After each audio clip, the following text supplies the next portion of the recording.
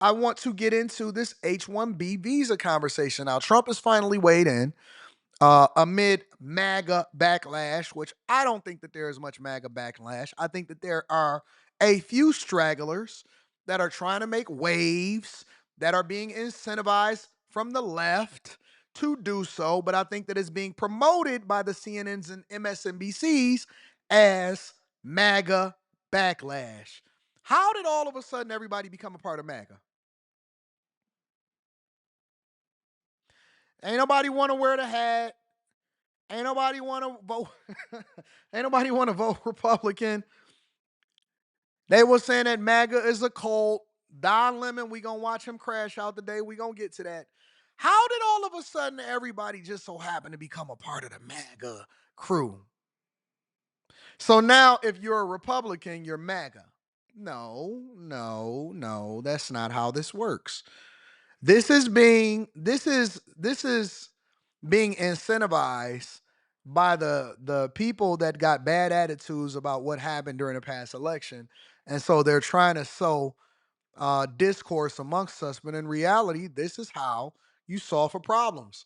You learn more about it. You have disagreements. You have discussions, and then you start to have a conversation. But let's get to it. So Trump finally supported Elon Musk and what he said about H-1B visas and getting the top talent. Let's continue. The holiday feud between factions of Trump's MAGA base over H-1B visas came to a head over the weekend, with the president-elect coming out in support of the program that allows the brightest foreign workers, many of them engineers and computer scientists, to live and work in the U.S. The broader debate reveals a significant rift in Trump's MAGA base just weeks before he is set to take office.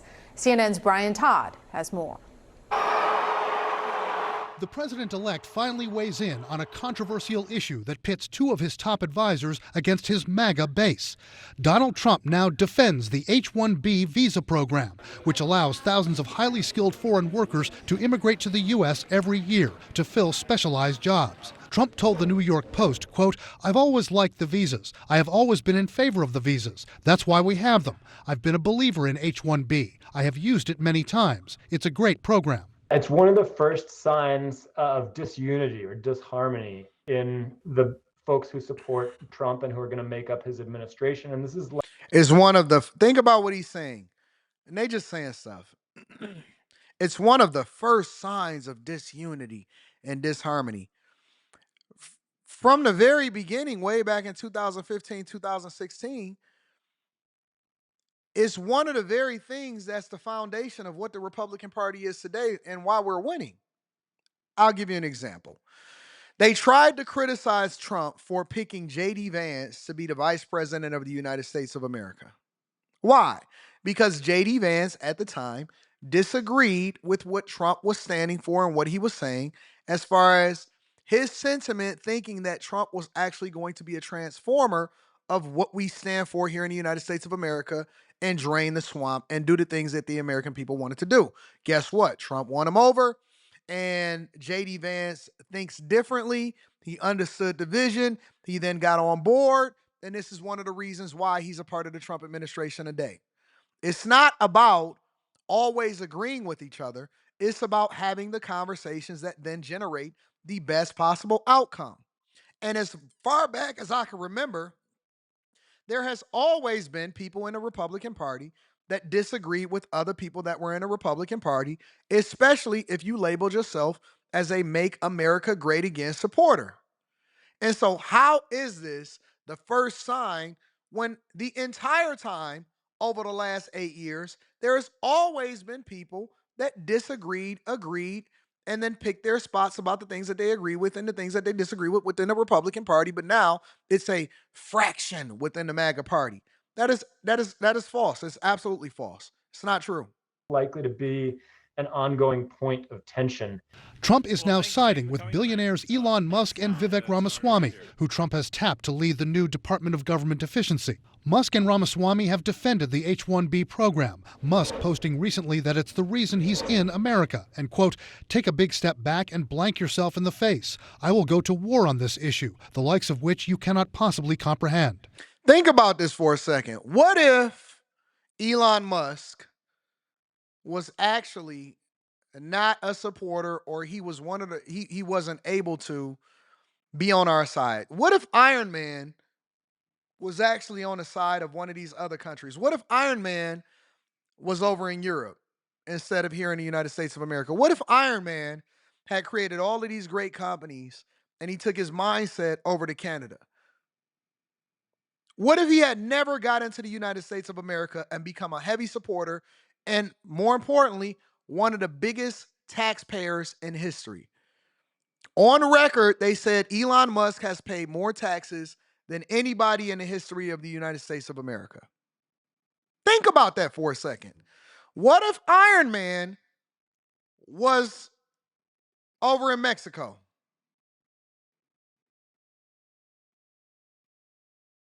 You want the best and the brightest, and this is just my personal opinion. You want the best and the brightest everywhere. You want the best and the brightest from everywhere. I want the best people working for me, and this is one of the reasons I don't agree with identity politics. I want the best people from everywhere because the goal is to win.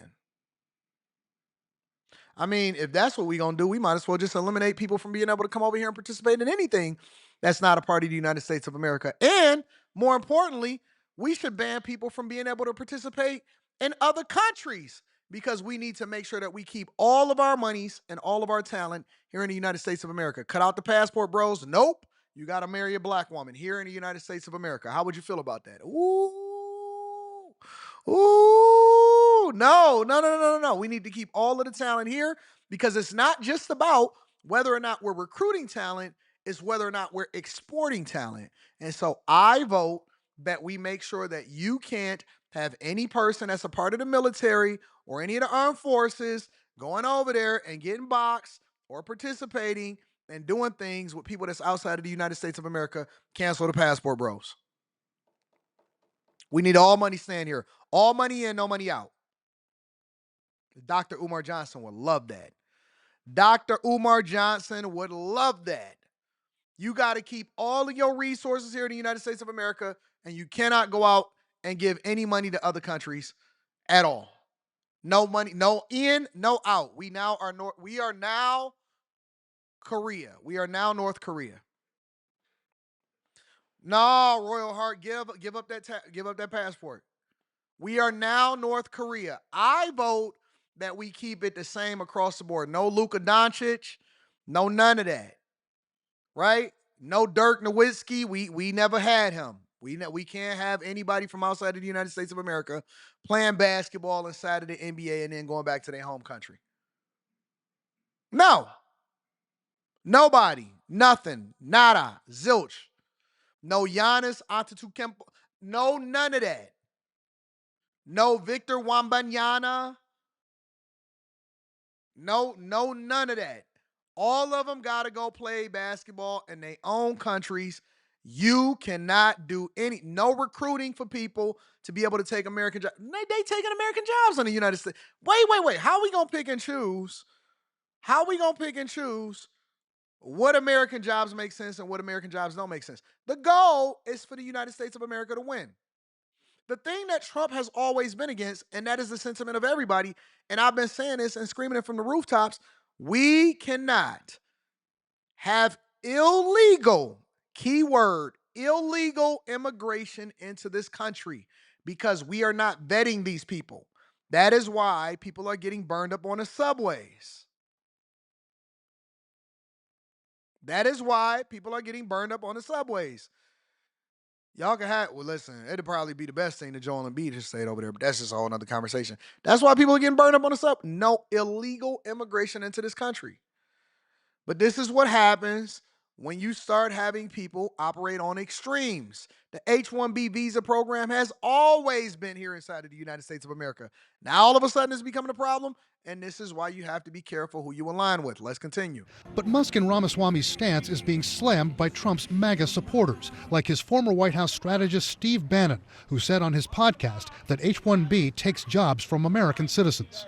The program from top to bottom is a scam. Look at this and a crazy con. man. There is nothing in this program that should continue to exist. Nothing. These are coders that are going to work for a third of the salaries and work like indentured servants. That's not American citizens. That's not true. Trump's comment that he's, quote, not true. always been in favor of the H-1B visas isn't true. He previously opposed those visas and restricted access to them several times during his first administration in an effort to curb legal immigration. But in the 2024 presidential campaign, Trump had changed his tune on skilled workers coming to the U.S. What I want to do and what I will do is you graduate from a college, I think you should get automatically as part of your diploma a green card to be able to stay in this country. Musk, who was born in South Africa, came to the U.S. as a foreign student, later worked in the U.S. on an H-1B visa. And it's his companies and those of other tech giants who've recently courted Donald Trump which stand to benefit from more H-1B workers in the U.S. He's literally created an automaker that pays an egregious amount of taxes and hires American workers inside of the United States of America. The first U.S.-based automaker that has been able to rival any other automaker outside of the United States of America. And you guys would stop that. You would have wanted to stop that, and you would prevent yourselves from being able to take care of and embrace American jobs and American innovation. Then you would shoot that in the foot because you're emotional. Okay. At least at this early stage, some of the tech leaders, including Musk, who bet on a Trump administration to deliver policies that would be favorable to their industry and to their businesses, may be seeing some return from them. All right, well, my panel is back to discuss all this further. Stephen, I want to start with you because you had a big picture piece for CNN.com on this, where you write, in the coming weeks, Trump's ability to reconcile the differing interests among conservative budget hawks, hardline MAGA lawmakers, and comparative moderates who may be vulnerable in the 2026 general election will dictate the fate of his aggressive legislative plans on immigration, budget trimming, and tax cuts. So this is a test. Right. I think this issue does show the fissures in the new Trump coalition. It's very interesting this time around. It's not just the MAGA grassroots working class base. You've got this new tech Silicon Valley aspect to it. That said, you know, all presidents have to manage their coalitions. This is nothing new. I think the question is, going forward, will Trump side on more issues with Elon Musk and people, the millionaires and the billionaires in his cabinet, who've got strong self-interests as they go into the government for their own businesses? Or will he step back and be worried about alienating some of his most loyal supporters? In his first term, we didn't see many occasions when he was willing to get out in front of that core support. Anastasio Rodriguez throws in a crazy thing and says, yeah, we will see how this will affect us in 15 years. Man, don't you know the H-1B visa program has been in effect for well over 15 years? Don't you know that we've always recruited the best and the brightest to go to our schools, to pay taxes here, to work within our industries? That's called legal migration. The majority of the wealth that is created here in the United States of America is not being created by people that's passing on generational wealth. It's being created by people that are innovating, first-time millionaires and migrants that come over into the country and create great companies and then employ American workers and pay the most taxes. That is a fact. That is not my opinion. Nobody is against migration. Everybody is against illegal migration. So when y'all say stuff like this, it shows me how ignorant you are, because chances are a lot of people wouldn't even have a job if it wasn't for some of these people that come over here and innovate inside the United States of America. So I don't even know what y'all saying. Stephen, I want to start. I want to bring to you this from the Wall Street Journal editorial board backing Trump on Sunday, writing, Trump may be wrong in trying to save TikTok, but he is right to endorse the value of H-1B visas in the dispute between Elon Musk and Steve Bannon. Mr. Trump is choosing the side of enlightened nationalism as opposed to the blinkered declinist version. So how do you square this with his America First mantra that... Lamar says, I don't know why this is so controversial now. This isn't a new thing. Because Elon Musk and Vivek Ramaswamy mentioned it and they talked about American culture. Nobody was thinking about it. Listen, most people that are now concerned and weighing in on this issue had no insight whatsoever about the H-1B visa program. They had no clue. They never worked with it. They never even seen anybody that mentioned it. They don't know anybody that's a part of the H-1B visa program. All of their friends is in the hood, and the only people that they follow on Instagram are rappers. Most people that are now weighing in on this are ops. They're trolls. And that's not all, but it's a lot of people. Listen, all of a sudden, all of these women are becoming experts on H-1 visa program. Get the hell out of here. You ain't even got a passport yourself, but all of a sudden you an expert on the H-1B visa program. You never even knew it existed. You never even knew it existed. You thought that every migrant that came over into the United States of America was picking strawberries and cherries and doing janitor jobs. All of a sudden, all of the women on Instagram and TikTok is experts on the H-1B visa program. Get the hell out of here. Ain't know nothing about no visa program. You thought that the only reason that people came over here was to pick cherries and you only heard about passport bros. That's the only thing you knew. And Brittany Griner leaving Russia. Nah, they all of a sudden experts and you concerned about the H-1B visa program. You don't even know nobody. You don't know nobody that's on the H-1B visa program. Nah, you concerned. You ain't got to worry about it. Listen, you in particular don't have to worry about nobody taking your job because it's plentiful jobs getting them fries. Get my fries hot. I'm coming through the drive-thru in a minute. I want them hot. Don't give me that old stuff sitting under that red light. I want new fries. New fries, and put my salt on there too. Lightly salted. They not coming to take your job. I promise you. Ain't nobody angling to get an H-1B visa to take your job.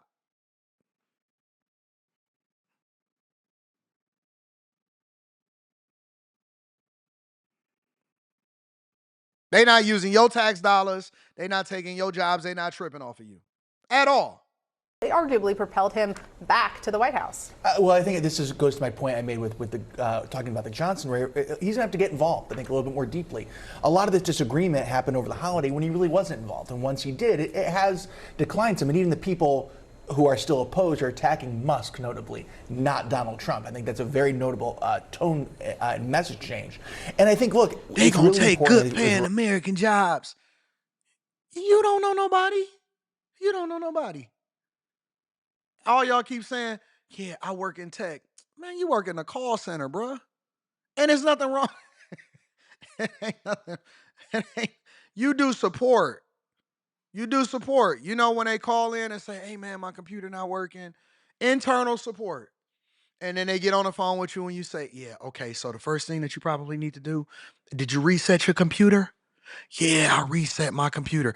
Okay, so let's troubleshoot this for a second. Do you have everything turned off in your cubicle? Is there a power issue? You ain't built NAM program. You ain't been a scrum master. You ain't been a product owner or project manager. You ain't been a software engineer, front end, back end. You don't know the basic languages. You don't know HTML. You don't know JavaScript. You don't know CSS. You don't know what are we talking about? Like, come on, stop. They not trying to take your job. I promise you. I know them. I can call them right now. They not trying to take your job. They're not trying to take your job. 100%. 100%. Stop telling me that I need to reset my computer. I did that 3 times already. Stop telling me, do you want to change your password, Anton? No! I changed my password already. I changed my Stop telling me to reset my password. Did you reset your password?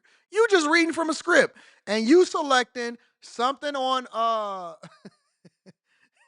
you selecting a piece of software. You're going through the answers and the pros and the cons that A, Anton Daniels designed for you, and then B, some engineer on an H-1B visa program has developed for you on your screen.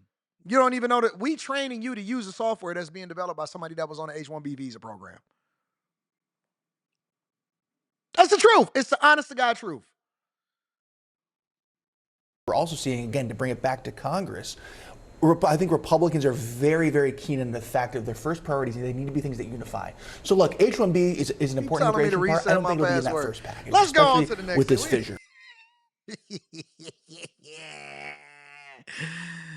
You just reading the script that we put in because we reprogrammed Salesforce to be what we wanted it to be. So now you just reading off the script that we gave you. That's it. That's it. Did you reboot your computer? Did you turn off your router and leave your router off for unplug it, leave your router off for 10 seconds and plug it back up. Okay. okay.